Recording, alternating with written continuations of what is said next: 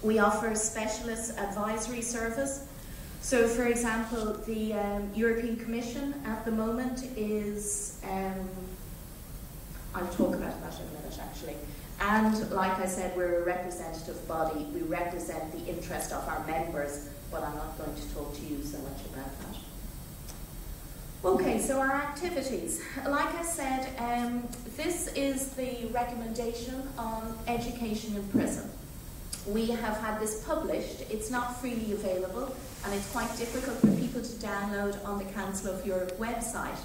So we decided to publish it in hard copy, and every 2-3 years we send a copy to every Minister of Justice and every Ministry of Education in Europe, just to ensure it's on their shelves, and maybe someday somebody might read it and look through it. So we publish it and we send it to all our members, and wherever we visit we bring the recommendations. It comes with us everywhere, and we leave copies. We kind of spread the recommendations across the world. Yeah, and I mentioned those other things I spoke about already. Okay, so some more recent activities. The first thing I had mentioned a second ago is the European Commission is writing a communication, a memorandum on violent radicalism. And to be honest, I think by that it's a euphemism for extreme Islam. They're quite worried that youth in Europe, young people in Europe, are being attracted to this, and they're particularly worried about the prisons. They believe that the prisons might be a recruiting ground or a breeding ground for this. So they have asked us, as I guess the experts on prison education, they have asked us to come. I have been at 2 meetings with the European Commission and spoke about how we see education in prison being a counterbalance to violent radicalisation. And again, those speeches, those papers, everything is on our website if you're more interested. UNESCO are planning an international conference on prison education in October in Brussels. International as in North America, South America, Africa, Asia. And the EPA has been approached to head up the European element of that conference. So we hope to be involved in that. This CEA is a sister organization in America. It's the Correctional Education Association. And you will be pleased to know that the Correctional Education Association think that our recommendations are worthy of being transplanted and used in the United States. And they want to use this as a template to influence governments. And again, they have worked with us and they are asking us to help them with that. So we're going beyond Europe, and the Council of Europe is going beyond Europe. Similarly, something similar happened in Australia recently as well. The Australians have used this as a template to produce their own education in prison principles. As always, we're involved in conferences and academic journals. All people here, Anita, have all been published on that circuit of education, adult education and prison education. And of course, we're involved in different projects.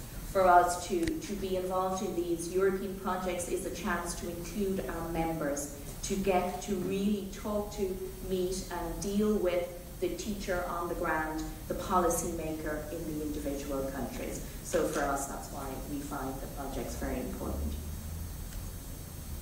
Okay, so I won't stay too much longer. Just 2 or 3, some things that I feel we need, that you might be interested in knowing about prison education and prisons.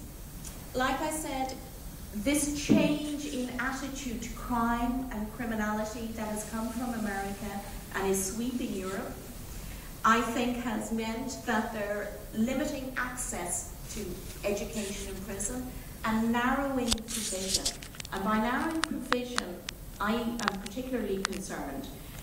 We would like to see a broad curriculum, a curriculum that introduces subjects like philosophy, sociology, these wide subjects that engage adults and have them think about things like active citizenship, to reflect on life. So we like a broad curriculum.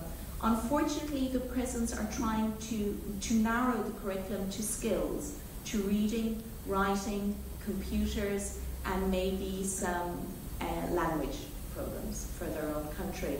So all the time the EPA is fighting that narrowing, and we want to widen the curriculum to include more philosophical, broader subjects. So like I said, the emphasis tends to be on preparing people for work. We're not so sure, it's obviously very important, but it's not so terribly realistic that all our prisoners will get work. So we're much more interested in preparing people for life after imprisonment. Again, a lot of focus in prison at the moment is on directly addressing offending behaviour. And by that I mean focusing on the crime, focusing on what the prisoner is in prison for. And while this is important and it must be done, I don't think it should be done when it excludes other activities, particularly education.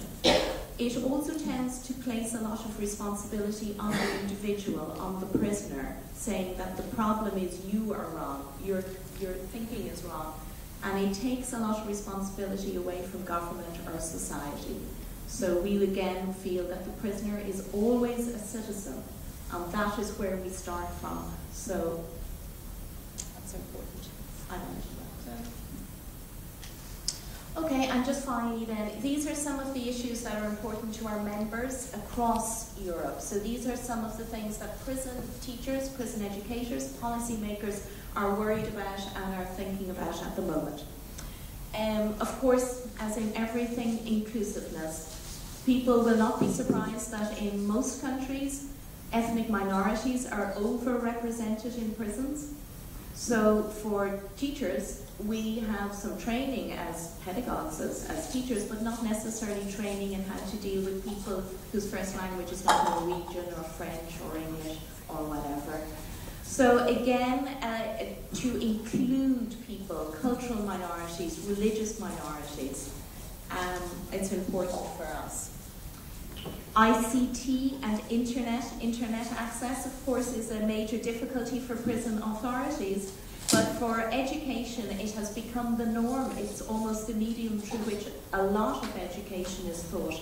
And again, when our students are released, they have no ICT skills. They do not know how to use the internet. So we have to strike a balance between security concerns and the educational needs of the prisoners. And again, these, for anybody involved in education, these are similar in general education. The education for active citizenship, like I said, we feel that our prisoners should be encouraged to be given the skills, the knowledge to be active citizens when they are released. So that's it.